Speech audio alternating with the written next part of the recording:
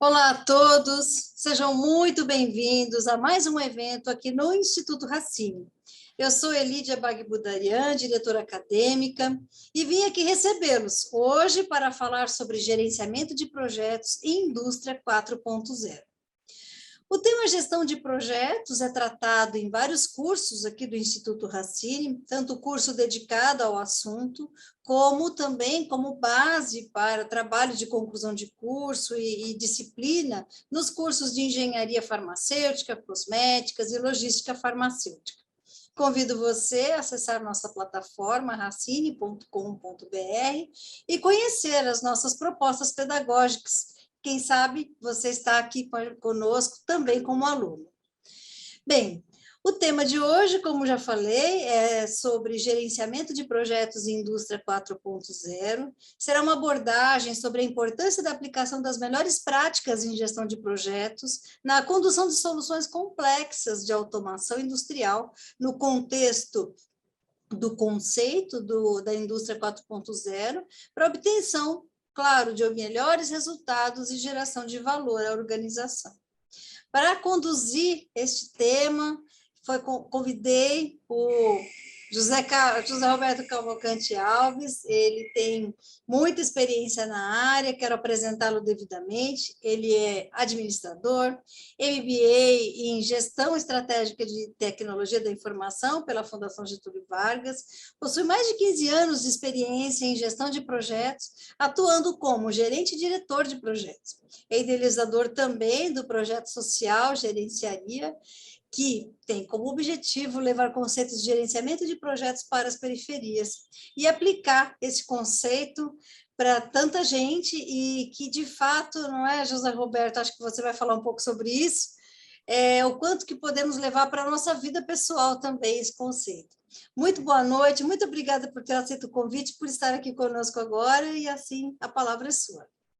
Muito obrigado. Em primeiro lugar, eu gostaria de agradecer o convite, né?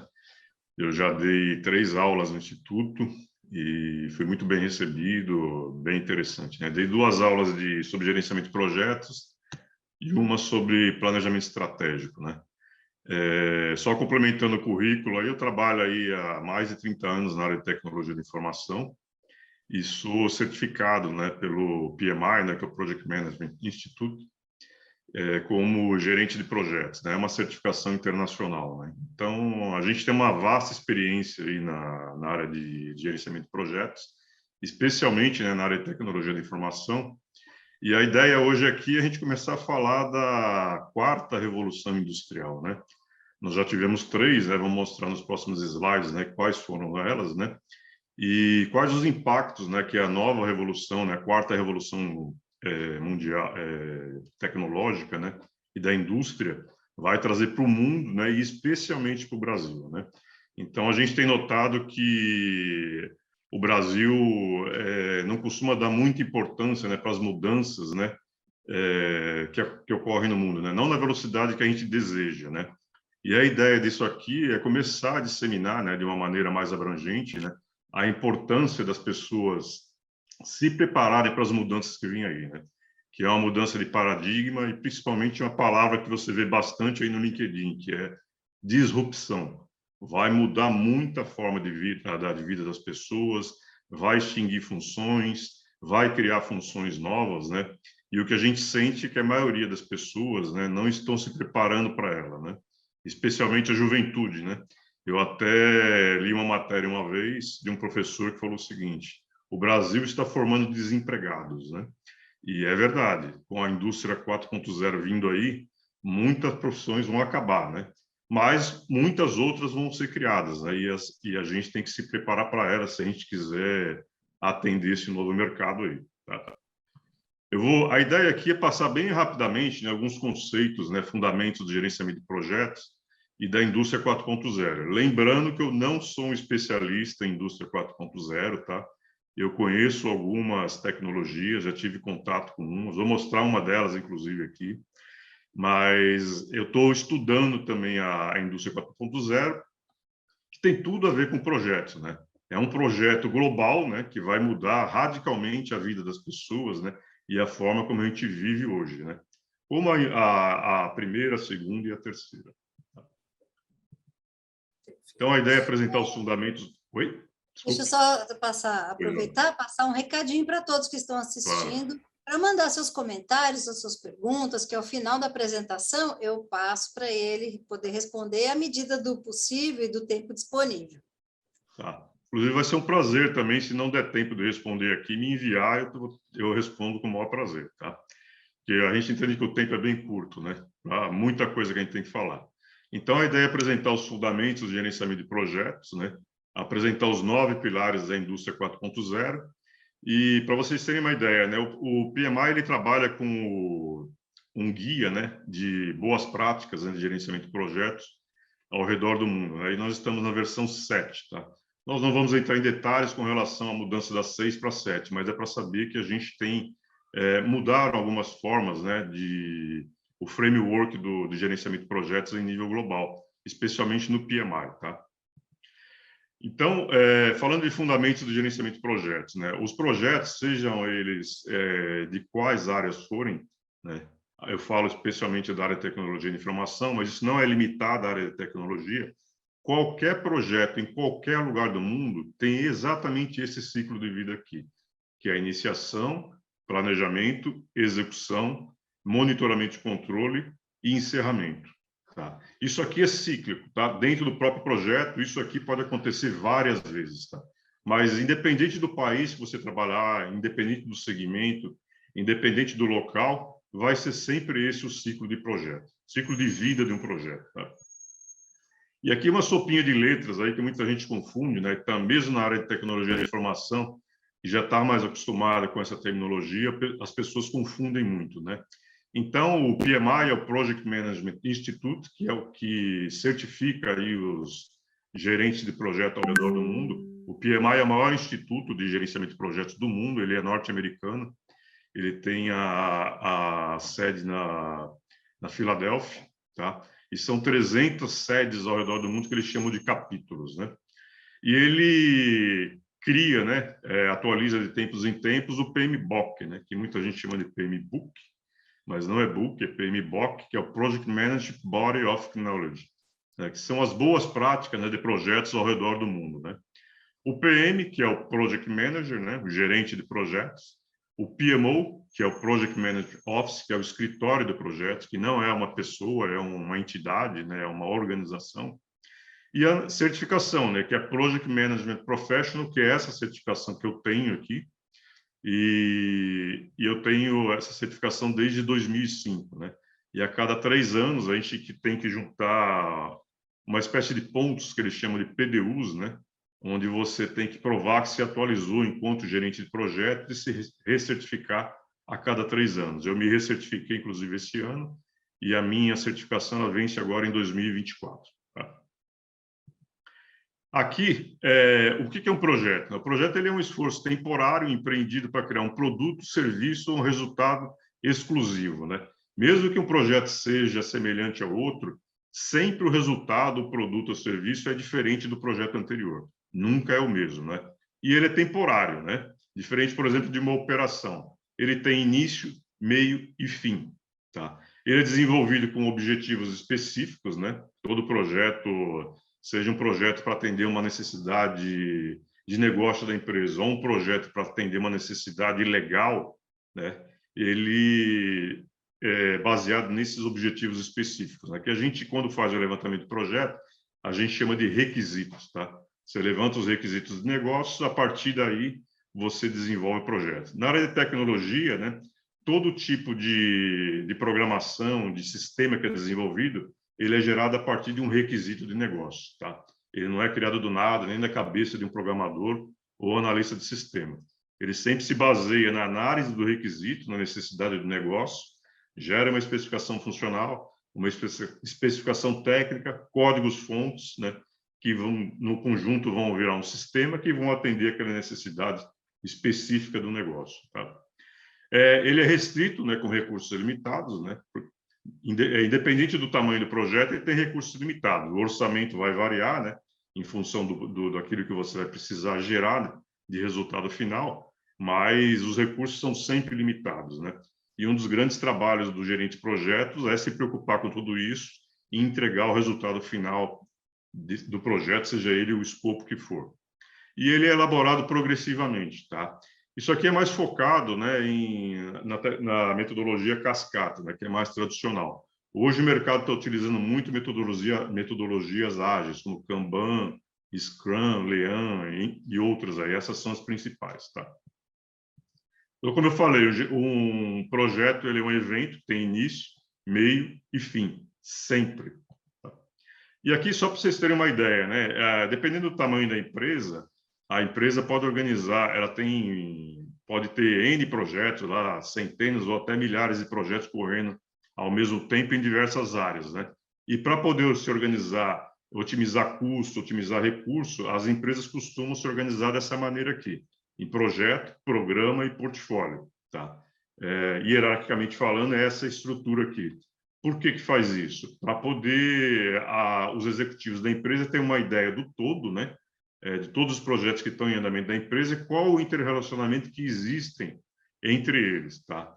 E a ideia, né, é que a partir disso possa tomar decisões de ou continua o projeto ou cancela, enfim, tomar algumas decisões executivas baseadas nessa visão aqui de portfólio, programa e projeto, tá? Isso aqui sempre em linha, né, com o planejamento estratégico da empresa. Nenhum projeto nasce do nada, né? Normalmente as empresas traçam um planejamento estratégico, seja ele por 1, 2, 3, 5, 10, 20 anos, e a partir daí ela define quais são os projetos que vão atender esses objetivos que foram traçados lá no planejamento estratégico, tá? E aqui é uma mudança, né? Não vou entrar em detalhes aqui. O PMI ele mudou agora da versão 6 do PMBOK para a versão 7. Tá? Aqui são outros institutos que existem no mundo. Existe o PMI, como eu falei, que é o maior de todos, que é nos Estados Unidos. O IPMA, que é na Europa. O APM, que é no Reino Unido. E tem também no Japão e na Austrália. Tá? Mas o maior deles é o PMI. Existe uma certificação que está em andamento, que ainda não é uma certificação finalizada pela ISO, né? Que é de as empresas se certificarem em gerenciamento de projetos. Eles estão ainda, por enquanto, elaborando, né, as normas, né, para essa nova ISO, e a gente também está antenado, né? Quem é gerente de projeto tem que estar de olho nisso aqui, porque, com certeza, isso aqui vai virar uma necessidade mundial também. Tá? E aqui falando, né, começando a falar da indústria 4.0, né? A primeira revolução, né, ela aconteceu entre 1760 e 1840, né? Quando começaram as tecnologias mecânicas, utilização de ferrovias, né, e máquinas a vapor, com o objetivo de substituir animais, né, e a força humana, né? Então aqui já começou a mudar bastante, né, e radicalmente, né? Houve uma ruptura muito grande, né, na forma como as pessoas viviam e trabalhavam para uma nova tecnologia, né, que substitui a força de tração animal e humana por tecnologias mecânicas, né? Entre 1850 e 1945, né, com o advento aí da eletricidade, começaram aí e quem revolucionou o meio de produção foi o Ford, né, que começou a produção através de linhas de montagem, né, que eram trabalhos repetitivos, né, e em escala, né. Então, como vocês veem hoje, aí, a indústria automobilística ela fabrica diariamente aí vários tipos de carro, né, sempre com o mesmo padrão, da mesma forma. Hoje é tudo robotizado, né, boa parte da produção, mas naquela época era a gente apertando parafuso, né. Inclusive, para quem tiver curiosidade, você pode assistir aí o filme Tempos Modernos, né, do Charlie Chaplin, que além de ser uma sátira, né, ao modo de produção que foi criado naquele momento, é também uma crítica social, né, porque os seres humanos começaram a ser envolvidos em processos repetitivos, né, e isso gerou uma série de problemas, inclusive doenças, né, lesões por esforços repetitivos e dentre outras coisas, né. E a partir daí geraram alguns conflitos, né, trabalhistas e sociais, né, e que mudaram também radicalmente a forma como as pessoas viviam, né. A terceira revolução industrial, né, ela começou em 1960 com o investimento aí na tecnologia da informação, que é a minha área, Aqui tem uma foto do primeiro computador, né, que ele chamava ENAC. Tá? Olha o tamanho do computador, olha o tamanho da sala, né, que tinha que ser construída para abrigar um computador. Eu, como sou da área de tecnologia de informação, eu trabalhei com mainframe, né, que é computador de grande porte. Eu fui programador, analista de sistemas, né, analista programador, eu trabalhei com linguagem COBOL, PL1 e tudo mais. E o nosso computador mainframe ele não é tão grande quanto esse ENAC aqui, mas ele também é muito grande, né? Para quem tiver curiosidade de pesquisar aí os computadores da IBM, né, que chegou a dominar o mercado, né, em termos de fornecimento de computadores de grande porte, você tinha um departamento com uma super grande, né, todo refrigerado com fundo falso e com uma seção, né, um compartimento só para refrigerar o computador, né? Ele era refrigerado a água. Posteriormente surgiram alguns aí de outros fornecedores, né, de outros concorrentes que não utilizavam mais água, utilizavam vento, né, para refrigeração a ar, para poder não aquecer o computador. Mas para vocês terem uma ideia, né, de como mudou de lá para cá em relação à tecnologia da informação. Tá? E aí, com o advento da internet, a coisa mudou muito mais ainda, né? A gente começou a ter muito mais informação, né, em nível global, começamos a ter contato com países do mundo inteiro, né, através da internet, e, de certa forma, a gente democratizou a informação, né? Isso permitiu que vários países aí crescessem, né, substancialmente, dentre eles o Brasil também se aproveitou disso. Talvez não se aproveite ainda da maneira como deva, né? Como deve, mas acabou se aproveitando também desse intercâmbio, né, mundial com a globalização para poder tomar contato com novas tecnologias, outras culturas, enfim. E, finalmente, aqui a revolução, a indústria 4.0, a quarta revolução industrial. Em 2011, quando eu estava fazendo MBA na FGV, nós tivemos aula, né, que falou exatamente disso. Esse assunto ele começou a surgir na Alemanha, né, e hoje ele está tomando um corpo em nível global. Eu tenho até, inclusive, aqui uma EcoDot, eu não sei se todo mundo conhece, eu vou até mostrar para vocês uma das tecnologias que vão ser utilizadas nessa indústria 4.0. Alexa, qual que é a agenda de hoje? Você tem um evento hoje. Você tem um evento em andamento. O evento Palestra Instituto Assim dura até às 20. Então, esse é um exemplo, né, simples, né, de inteligência artificial. Ela é uma EcoDot, né, que muita gente chama de Alexa, mas, na verdade, ela é uma EcoDot, Alexa é um aplicativo, né, e toda a minha agenda eu controlo através dela, né? Ela faz muitas outras coisas. Você pode, inclusive, automatizar toda uma casa, né, a partir dela. Você pode colocar vários equipamentos espalhados pela casa, e tem equipamentos que conversam com ela, né? E uma das tecnologias, né, dos 9 pilares da indústria 4.0 é o IoT, que é Internet of Things, que é internet das coisas, né? Que é coisa conversando com coisa. No caso, a Alexa aqui, você poderia comprar, por exemplo, uma televisão, um ar-condicionado, uma lâmpada, né? Uma porta, uma fechadura que conversa com ela, e a partir de uma certa programação e um comando de voz, as coisas conversam com as coisas, né? Sem intervenção humana, claro. A intervenção humana é no início, quando você faz toda a programação, a partir daí as coisas conversam entre elas sem ter uma pessoa necessariamente intermediando ali algum tipo de transação entre elas, tá? E isso vai trazer uma disrupção, né, para a nossa forma de trabalhar. Vocês notaram aqui que hoje eu não tenho mais agenda no papel. Eu controlo toda a minha agenda, todo o meu trabalho, tanto profissional como pessoal, através da minha EcoDot. Essa EcoDot aqui que vocês estão vendo era de terceira geração, tá? Já existe a EcoDot de quarta geração, ela é fabricada pela Amazon, que ela é uma esfera, ela tem alguns recursos a mais, inclusive o som é melhor e tudo mais. E, como eu falei, você pode controlar desde uma simples agenda até a automatização de uma casa como um todo, tá? Aqui são os 9 pilares, né, da indústria 4.0. Eu tirei isso aqui do site da Altus. A Altus é uma empresa nacional, tem inclusive página aí no LinkedIn.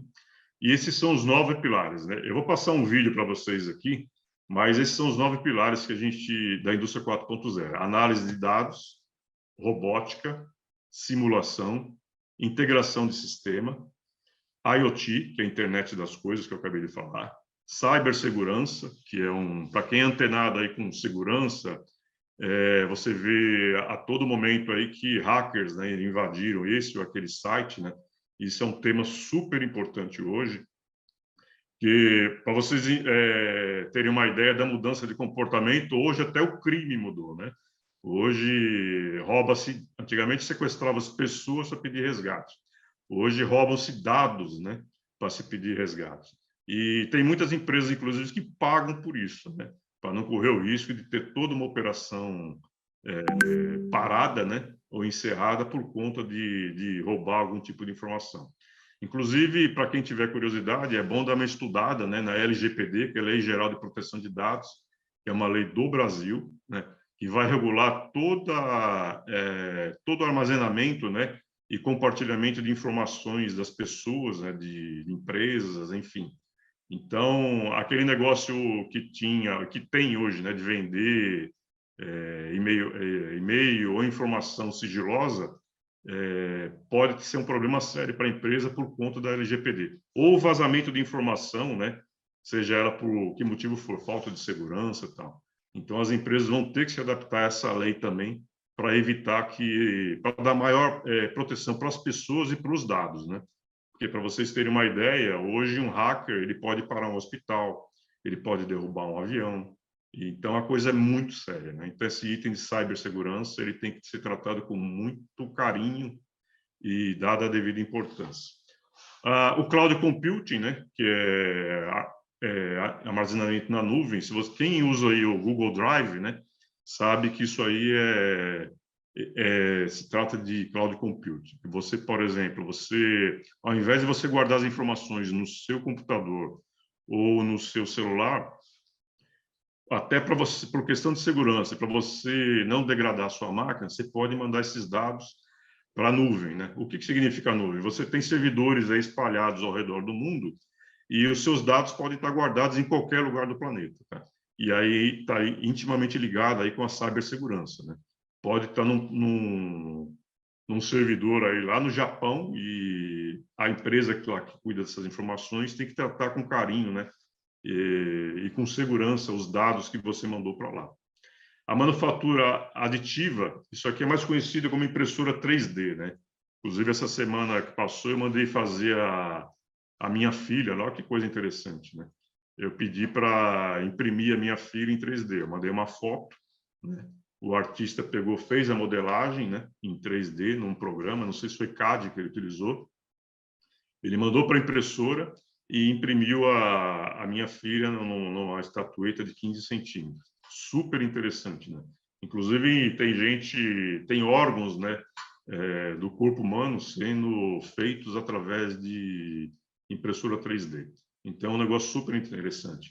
Tem manufatura de peças. Inclusive, eu trabalhei num projeto agora, que eu entreguei esse mês de março, que eles têm uma área lá de peças, né? E eles fazem toda a confecção das peças antes de mandar para a usinagem numa impressora 3D. Tá? E a realidade aumentada, que também tem a ver com programação. Tá? Eu vou passar um videozinho aqui, ele vai explicar rapidamente quais são o que é cada um desses itens aqui.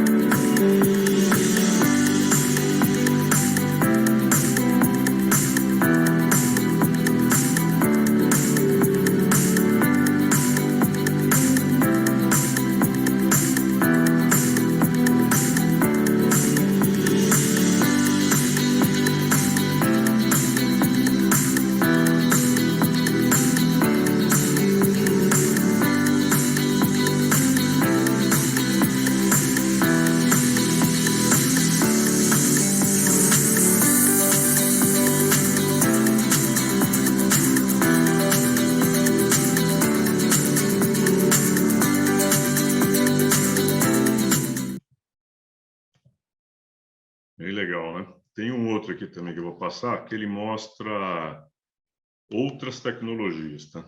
Audio Jungle.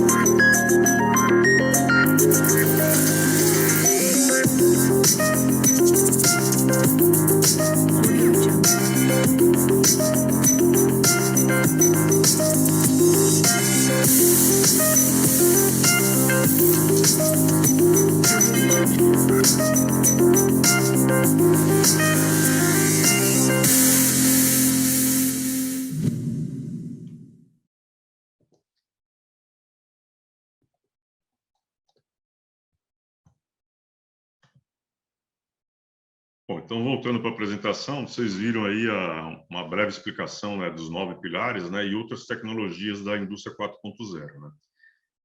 Mesmo que vocês não conheçam, né, vocês já devem ter tomado conhecimento com algumas coisas relacionadas a ela, né? No seu próprio celular tem inteligência artificial, na EcoDot que eu mostrei aqui. Então, a tendência, né, que principalmente na indústria, né, de manufatura, é que cada vez mais essas tecnologias elas sejam implementadas, né? Eu até estava conversando com a Elide antes aqui, que eu sou favorável, por exemplo, a aquelas atividades que são insalubres, né, e periculosas, né, que sejam substituídas por robôs, né? Porque eu acho que a saúde do ser humano tem que ser preservada, né? A segurança também, né? Então, apesar de que a gente tem que pensar também na questão social, né? Mas são coisas que a gente pode conversar daqui para frente, que tem um outro slide que fala sobre isso. E quais são as dificuldades, né? Aqui tem várias, tá? Mas eu procurei selecionar as principais dificuldades de implementação da indústria 4.0, né? Que é a segurança da tecnologia da informação. Imagina, por exemplo, você ter várias máquinas conectadas uma na outra e alguém ataca o sistema e para toda uma linha de montagem, né? Então, você tem que ter a questão da segurança, né, da tecnologia de informação. Quando eu falo de tecnologia de informação, eu falo de dados e eu falo de máquinas, tá? Hardware são máquinas e dados são outras coisas, e software, né, são os programas, né, que manipulam esses dados dentro dessas máquinas, né? Então, todos esses itens, eles têm que se preocupar com a segurança, né? Para que, por exemplo, você não pare toda uma linha de montagem por conta de um ataque ou uma falha nos sistemas ou na máquina, seja ele qual for. O alto custo, por enquanto, da implementação, muitas dessas tecnologias são muito caras, por enquanto, porque elas não estão em escala, não estão em massa, né? Mas eu acho que a partir do momento que isso virar globalizado de fato, né, e as empresas começarem a investir, a tendência, né, é que o custo diminui, tanto na implementação como na importação, né? Por exemplo, eu fiz um curso há um tempo atrás de RFID, né, Radio Frequency Identification, né? Para quem não sabe o que é isso, sem parar ele funciona assim, você tem uma torre, quando você tem o carro, ele pode, eu não lembro exatamente a velocidade, mas você pode estar numa velocidade bem alta, aí a torre lê né, aquele aparelhinho que fica lá no carro. Imediatamente ela acessa a base de dados, verifica se você está em dia com o pagamento e abre a cancela automaticamente. Funciona dessa maneira, né? Então, é coisa conversando com coisa sem ter intervenção humana. Mas é um outro tipo de tecnologia. O governo, inclusive, tem um projeto aí de controle de carga, né, para evitar fraude, né? Quando a empresa... Acontecia algum tempo atrás, algumas empresas, né, de má índole, a nota não correspondia ao que estava dentro do caminhão. Então, o governo está com um sistema de ler toda aquela carga em massa. Então, ela vai passar na estrada, uma torre, né, vai ler tudo que está dentro do caminhão, e quando chegar no porto, o governo já vai ter informação de tudo que tem dentro daquela carga. Então, o cara não vai poder mais fraudar a partir de uma nota fiscal que não condiz com aquilo que está dentro do caminhão. Tá? Falta de conhecimento, né, principalmente aqui no Brasil, estava conversando com a Lídia, né? A gente dá muita importância para o mendigo e para a música da Anitta e não aquilo que realmente é relevante para o progresso do país e aquilo que vai afetar de fato, né? E vai mudar radicalmente a vida das pessoas, né? Então, as pessoas têm que correr atrás disso aqui e o governo, as empresas, né, têm que se preocupar também em passar esse conhecimento, né, para que o impacto social na população brasileira seja diminuído, né? Qualificação dos colaboradores, né? Qualificação nunca é um negócio barato, você tem que dar treinamento, contratar profissionais especializados, né? E isso não é barato. Falta de estrutura e falta de experiência, né? Como é uma coisa nova, né? Especialmente aqui no Brasil, a gente tem poucas pessoas que conhecem essas tecnologias aí, tá?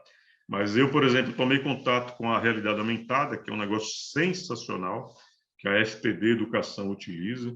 Você pega um livro, por exemplo, e nesse livro, o desenho, ele tem um gatilho, né? E esse gatilho ele envolve programação. E você baixa um aplicativo, escaneia, né, aquele livro, né, a partir daquele aplicativo, e ele pode subir uma mídia qualquer, lá, uma imagem 3D, um áudio, um vídeo, né? No caso da FTD Educação, como ela faz livro didático para o governo, eu vi uns livros lá, eu fiquei impressionado, inclusive, ele estava falando da aviação, e aí eu peguei o aplicativo, coloquei em cima do livro, subi um 14 bis, né, que foi criado pelo Santos Dumont, brasileiro, em 3D. Sensacional, né? Uma mudança de paradigma, uma mudança de forma, né, de educar, né, as crianças e os jovens e adolescentes, né? E um paralelo que a gente faz, né? Tem lugar que não tem nem lousa, né, nem giz para poder ensinar as crianças, mas na FTD, inclusive, tinha um projeto que era de salas totalmente automatizadas, tá? Não tinha nem giz mais, é tudo eletrônico, né? Tudo com tecnologia da informação, tudo integrado. Quais as vantagens, né? Diminuição de erros, né? Com a não intervenção humana, né, e a máquina fazendo operações repetitivas, a diminuição de erros vai diminuir bastante, né? A tendência é que isso aconteça. A máquina não fica doente, não reclama, né? Não dorme, não cochila, enfim, não tem alguns problemas que o ser humano tem. Não que eu acho que o ser humano seja um problema, muito pelo contrário, né? Mas com certeza vai diminuir erros, principalmente naquelas atividades repetitivas e cansativas e entediantes, né? Otimização dos recursos naturais, né? Vai diminuir bastante o desperdício e vai aumentar, por exemplo, a reciclagem, né, de algumas coisas, né, que são recicláveis. Controle em tempo real, isso aqui é 24/7, não, a máquina não para, fica o tempo todo, né? Ao contrário do ser humano que tem que dormir, para vocês verem como pode mudar uma produção. Eu posso colocar uma fábrica funcionando 24/7, 365 dias por ano. Não tem férias, não tem 13º, não tem nada disso. Novas funções, né, menos operacionais. Hoje a pessoa vai ter que ser muito mais racional do que braçal. Ela vai ter que se informar a respeito de tecnologia da informação, programação, processos, uma série de coisas, né? Não tem mais aquilo do cara pegar uma caixa e levar daqui para lá. Hoje você tem empresas aí que têm CDs totalmente automatizados, e o cara aperta um botão, ele controla lá estoque, ele controla a mercadoria que está faltando, ele prioriza as mercadorias que vendem mais, existe todo um sistema, né, atrelado, inclusive, aos CRMs da empresa, para quem não sabe o que é CRM, ele é um sistema que armazena todas as informações, né, relacionadas aos clientes da empresa, né? Então, você tem condições de saber quais são os produtos que são mais consumidos, e aí você otimiza a compra, você otimiza estoque, enfim, uma série de coisas. Isso tudo feito por software e por máquinas, tá? Não tem mais, em alguns lugares, não tem mais aquele cara que manipula a empilhadeira. Esse tipo de função, a tendência é acabar, tá? Novos modelos de negócios, né, por conta de toda essa mudança de tecnologia, você vai ter formas diferentes, né? Como com o advento da internet mudou totalmente, né, a forma das empresas fazerem negócio, né? Antigamente, quando você ia comprar um eletrodoméstico, você tinha que obrigatoriamente numa Casa Bahia, numa qualquer outra loja aí de departamento, né? Hoje você tem essa opção, mas é muito mais hoje pela internet, né, que é mais barato, inclusive, você manter um e-commerce do que manter uma loja física, né? E no e-commerce você vai ter lá algumas pessoas que cuidam do sistema e não vai ter vendedores. Você vai lá e escolhe, é self-service. Você pega lá, escolhe o produto que você quer, entrega na sua casa, enfim. Mudou totalmente o modelo de negócio, né? E com essas novas tecnologias, a tendência é mudar mais ainda, né? Diminuições dos trabalhos insalubres e periculosos, é o que eu estava falando. Eu vejo, por exemplo, sem demérito algum, tá? Essas pessoas que trabalham pegando lixo na rua, o cara fica cheirando aquele troço o dia inteiro sem máscara, às vezes até sem luva, enfim. Eu entendo que esse tipo de trabalho insalubre, prejudicial para o ser humano, deva ser feito por máquina, né? Mas é claro que tem a questão social também. Não adianta eu querer eliminar esse tipo de coisa, né, e não capacitar esse mesmo cara para poder fazer outra coisa. E aqui algumas curiosidades com relação ao Brasil, né? Para variar, né? A gente pensando em carnaval e outras coisas, né? Não que o carnaval seja um problema, faz parte da nossa cultura, mas não tem que ser nossa prioridade, né? O Brasil ainda foca na indústria 3.0, que é a tecnologia de informação. Por isso, inclusive, que TI, né, é um dos segmentos que geram mais projetos aí, não só no Brasil, mas como ao redor do mundo, porque tem sempre tecnologia nova. E as pessoas confundem muito tecnologia com tecnologia da informação. Tecnologia não é necessariamente um software, um hardware, um celular. Tecnologia pode ser em qualquer segmento, né? Se você, por exemplo, pegar a medicina, não existia anestesia. Aí um dia alguém inventou anestesia. Então essa é uma nova tecnologia, mas não é tecnologia da informação. E um dado curioso aqui, ó, 32% das empresas brasileiras ainda não ouviram falar do assunto. Isso é uma fonte da Fiesp. Isso é um dado preocupante, né? 1/3 das empresas brasileiras não ouviram falar. Os outros 68% podem ter ouvido falar, mas não significa que estão investindo nisso também. Outro dado importante aqui, eu trabalhei numa empresa agora e nós fizemos uma customização de um sistema lá, e a empresa é relacionada ao agronegócio. O agronegócio é responsável por 1/3 do PIB do Brasil e é o setor que mais investe em tecnologias, né? Hoje você tem máquinas, né, colheitadeiras ou que plantam que não tem intervenção humana. É um cara controlando uma sala e o computador manda as ordens via satélite para aquela máquina. Ela pode tanto plantar como colher, tá? Um dado curioso aqui também, o faturamento do agronegócio, que é a fonte CNN Brasil, é de 2 trilhões em 2020, para vocês terem uma ideia do poder que o agronegócio tem no Brasil. E se o Brasil levar a sério isso aqui, a gente vira país de primeiro mundo em questão de anos, né? Porque a gente alimenta o planeta. E por toda essa tecnologia, ninguém vai ficar sem comer. O Brasil ocupa a 69ª posição global no ranking de inovação. Então, nós estamos muito ruins, né? Muito ruins, né? Um país do tamanho do Brasil, com a capacidade que a gente tem, eu digo, inclusive, eu tenho postado algumas coisas que eu falo assim, o dia que o Brasil juntar conhecimento e criatividade, vai ficar praticamente imbatível, porque o brasileiro ele é muito criativo. Só que a gente tem que levar um pouquinho mais a sério, né, algumas questões, até para não cair na mesmice, né? Mas tem que levar um pouquinho mais a sério, né, a questão do país, a questão do progresso, né, a questão de cuidar da sua população, né, e não deixar que esse tipo de dado, né, vire algo relevante, né? Porque a 69ª posição no mundo é muito ruim para o Brasil, né? Péssimo, né? Em 2016, o Brasil caiu de quinto, olha só esse dado, de quinto para 29º na posição de índice global de competitividade de manufatura, que é exatamente isso que nós estamos falando, da indústria 4.0, que vai incrementar a manufatura, que vai otimizar a produção. Países como Estados Unidos, Alemanha e China estão investindo pesado nessas novas tecnologias, e o Brasil ainda está dando foco na 3.0, tá? Então, olha o absurdo, a gente cai da quinta para a 29ª posição, né? O Brasil deveria estar aí entre os 10 primeiros, no mínimo, né? Para poder competir em nível mundial. Para que a gente até pare de ser um país servil, né? E passe a ser, de fato, né? Um país de primeiro mundo. Né? E aqui é uma brincadeirinha que eu fiz, esse aqui é um personagem, é meu alter ego, ele se chama G-Planos, né?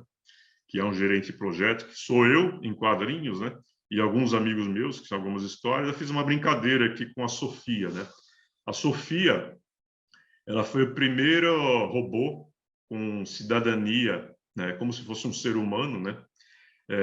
E ela foi criada na Arábia Saudita. Ela tem cidadania da Arábia Saudita. E aqui eu estou brincando, né? Que o chefe aí, do G-Planos, chama ele na sala, apresenta a Sofia para ele e fala que a Sofia aprendeu inteligência artificial, a fazer gerenciamento de projetos através de inteligência artificial, como é a Alexa aqui que eu mostrei para vocês, tá? O que não é nada impossível, tá? Só que a Sofia jamais vai substituir o ser humano em termos de soft skills, do próprio calor humano mesmo. Eu acredito que o ser humano ele é insubstituível, né? E aí, no terceiro quadrinho aqui, o G-Planos, ele tipo que acorda no pesadelo. Ele falou, puta, ainda bem que foi um pesadelo, não foi demitido. Mas se vocês olharem lá no fundo, você tem um robô correndo e tem um cachorro lá, robô também. Então, foi um pesadelo, mas não foi tanto, né? A realidade está aí, você tem robôs espalhados pelo mundo inteiro que interagem com as pessoas, né? Inclusive, tem um filme aqui que o Robin Williams, que estrelou, que já faleceu, que é o Homem Bicentenário, né? Quando eu li a historinha da Sofia, eu lembrei desse filme aqui, que é exatamente um robô que queria virar cidadão, né? E ele fica vários anos lá, e as pessoas que estão do lado dele, várias morrem, e até que ele consegue virar um cidadão, né? Do país que ele está, mas ele é um robô. É isso. Vamos abrir para perguntas agora, Inês?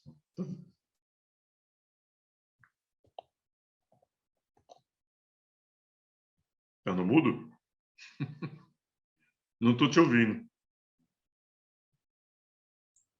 Perdão, eu estava com o áudio fechado. Ah, tá. Eu imaginei. Sim, vamos então para as perguntas. Convido a todos que estão nos assistindo, ainda dá tempo de mandar sua pergunta. Enquanto isso, eu vou colocando algumas questões aqui para você responder. Tá bom. Eu acho que tem muita coisa para conversar aqui, né? Podemos ficar dias aqui falando sobre esse tema, porque tem muitos fios para puxar Sem dúvida. e aprofundar a discussão. Mas eu quero puxar um assunto.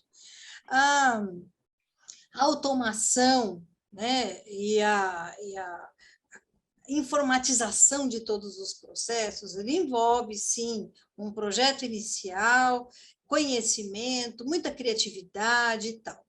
Porém, tem a questão da manutenção. Antigamente, você comprava um equipamento, você trocava o relé, né? Uhum. Agora, a gente troca o controlador lógico programável, troca software, faz atualização de todos os componentes eletrônicos que têm uma vida útil menor, né? Acaba não tendo mais manutenção ao longo do tempo, ele atinge uma obsolescência muito mais rápida. Você que, né, já tem tanta experiência com gestão de projetos, em que medida essa conta de quanto é que vai ficar a manutenção de tudo isso é considerado, ou o pessoal só descobre depois que implantou e aí depois põe a mão na cabeça e fala, nossa, vou ter que trocar tudo que eu já gastei há tão pouco tempo? Como que é isso? Então, vamos lá, né? Estamos falando de duas coisas distintas aí, né? Se você fala da operação, né? É quando você implanta definitivamente o sistema e automatização, e você tem a parte prévia, né? Que é antes de começar o projeto, né?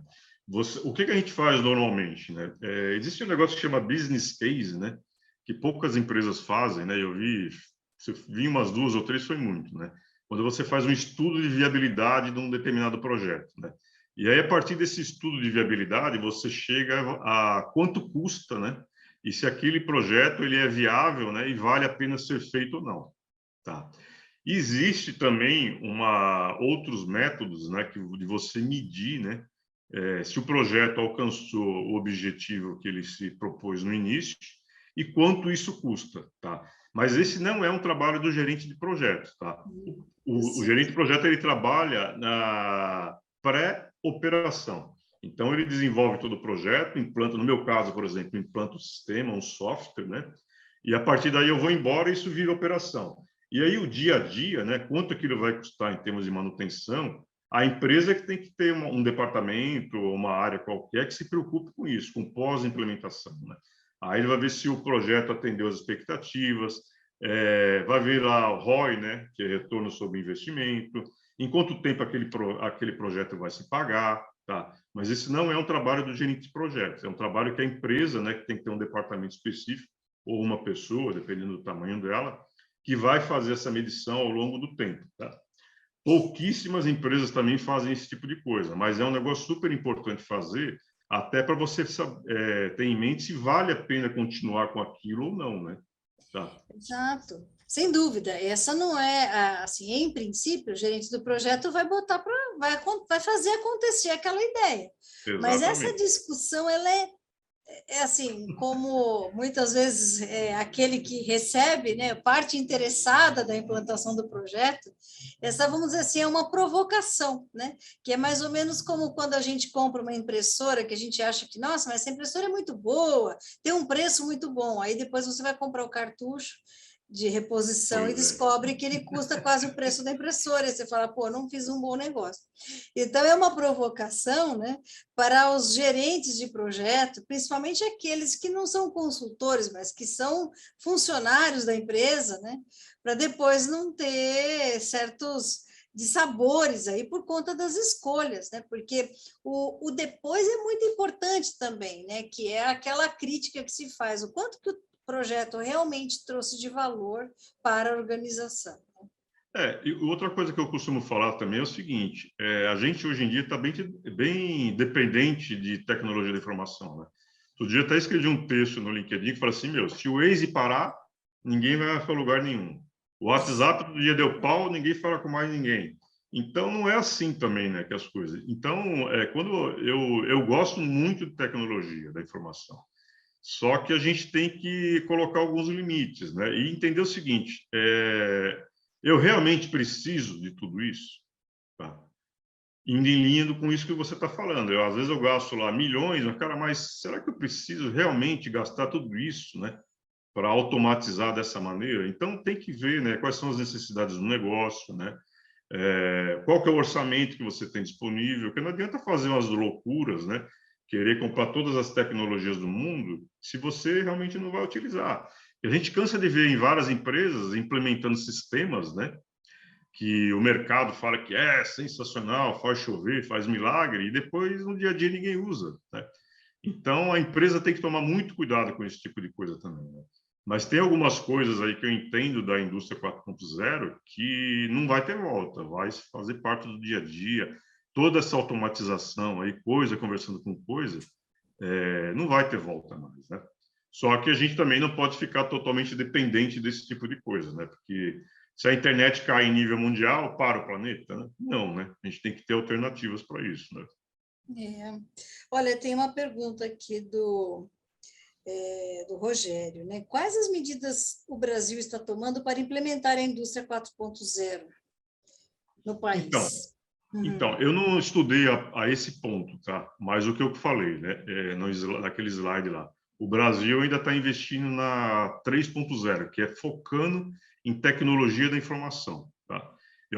Foi boa até a pergunta, até para enxergar a minha própria curiosidade. Eu vou dar uma pesquisada para ver quais são as medidas, né, que o governo está tomando para poder implementar a indústria 4.0. Como eu falei, o agronegócio é o que mais investe, né, nessas novas tecnologias, tá?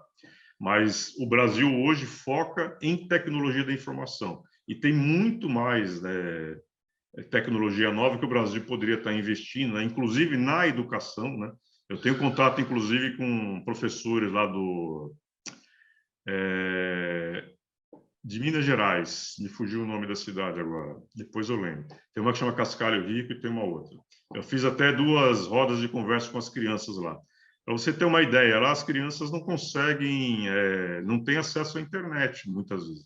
Não tem um celular, não tem um notebook, coisa que para nós aqui em São Paulo, por exemplo, é um negócio corriqueiro, tá? Então, eu entendo que, por exemplo, as prefeituras, os estados, né, e o próprio governo federal deveria estar investindo pesado nesse tipo de coisa para trazer essas crianças, né, para o mesmo nível de um grande centro, né? Porque como esse cara vai competir no mercado de trabalho se ele nem acessa a internet, se ele não tem acesso às tecnologias mais remanescentes, entendeu? A gente aqui tem dificuldade de tanta coisa, né?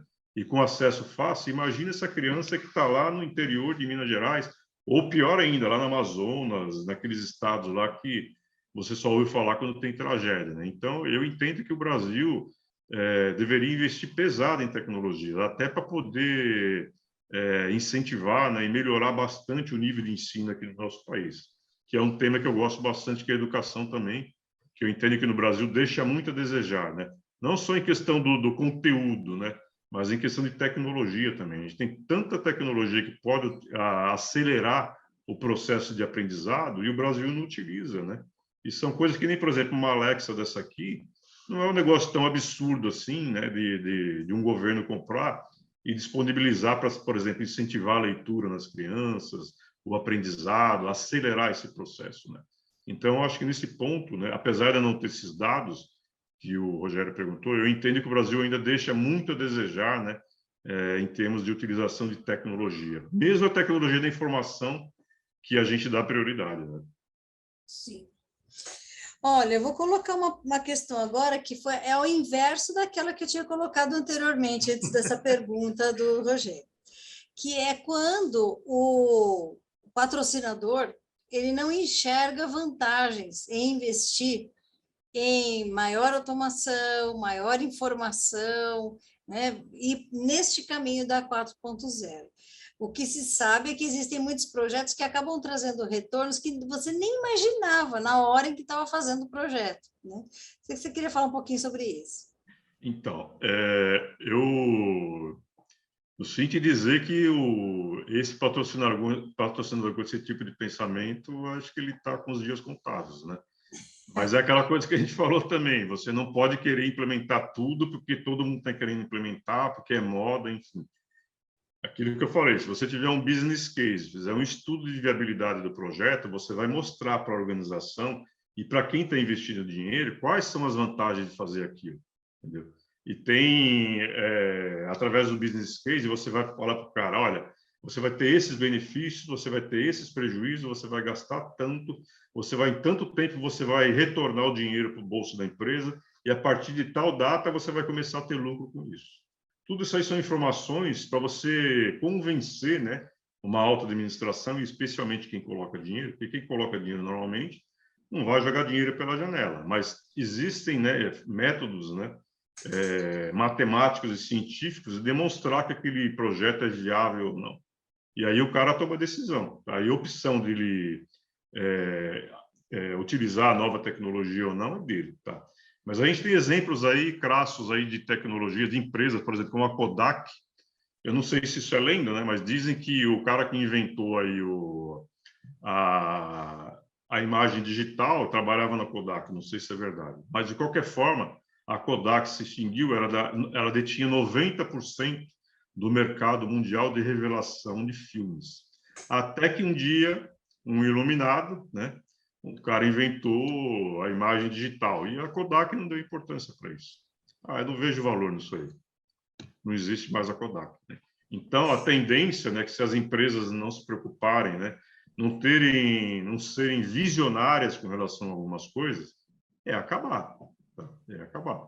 Eu vejo, inclusive, empresas de tecnologia da informação que não usam tecnologia da informação. Eu fico indignado por isso. Eu falo, cara, não é possível.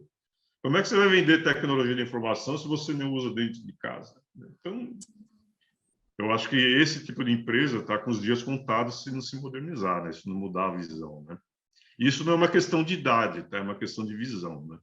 Eu, por exemplo, em junho agora, faço 58 anos, mas eu estou sempre buscando informação nova, vendo o que tem de tendências, né? Porque eu não tenho mais aquela ambição, né? Se é que isso aí era uma ambição, né? De quando eu comecei a trabalhar em 1979, quando eu tinha 15 anos, de você trabalhar 30 anos numa empresa, se aposentar, na verdade era 35, né?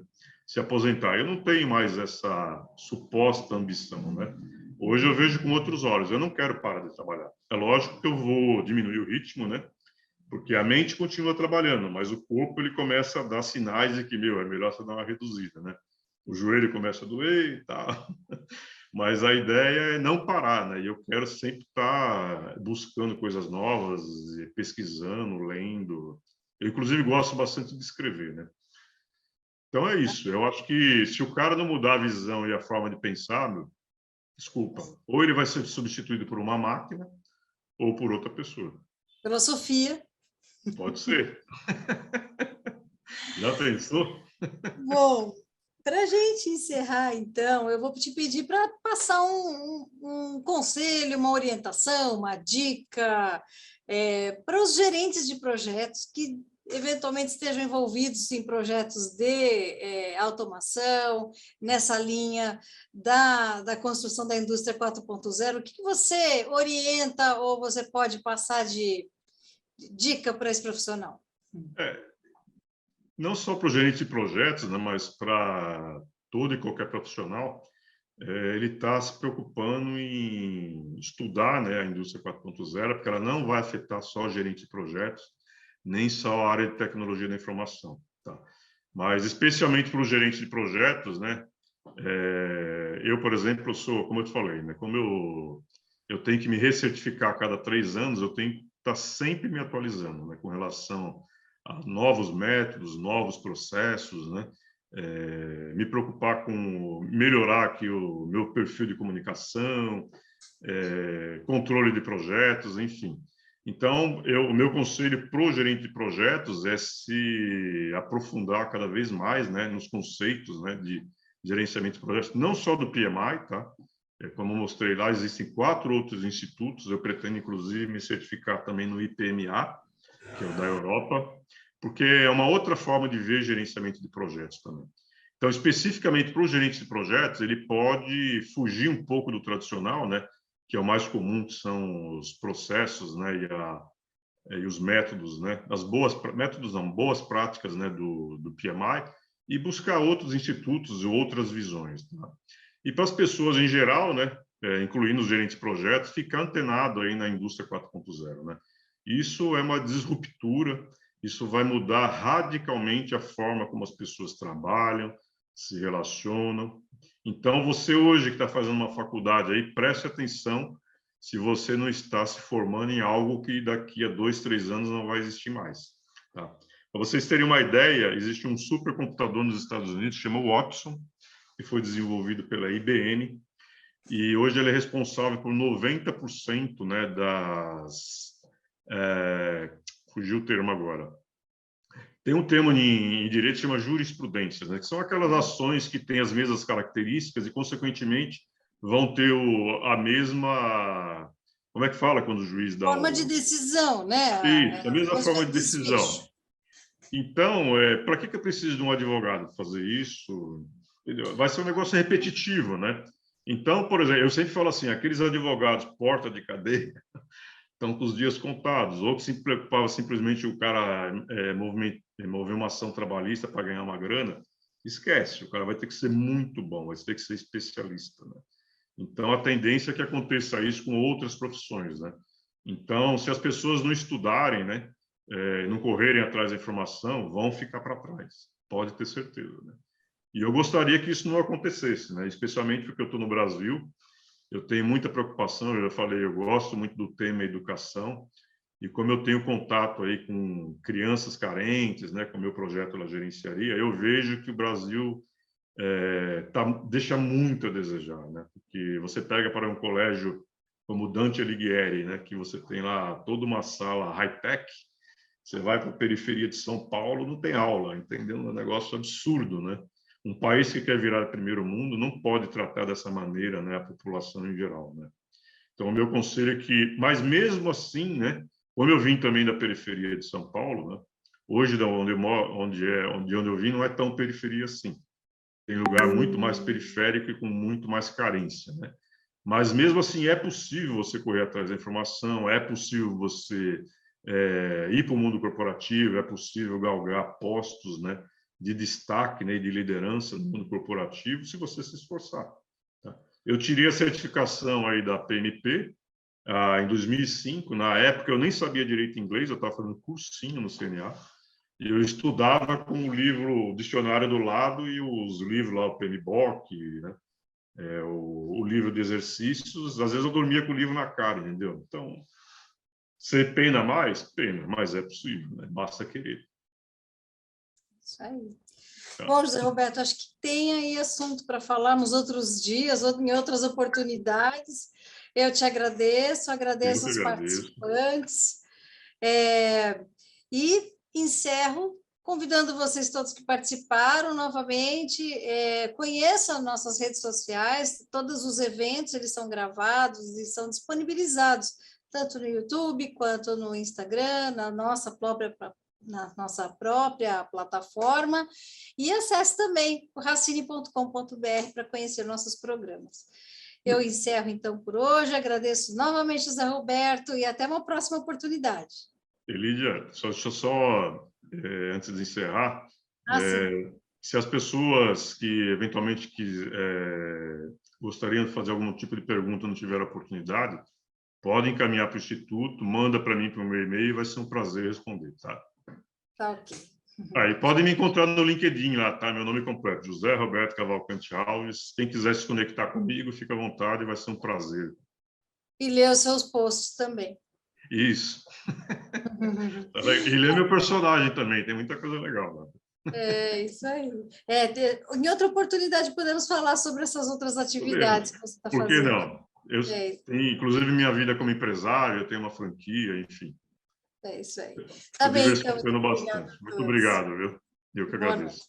Boa noite. Tchau.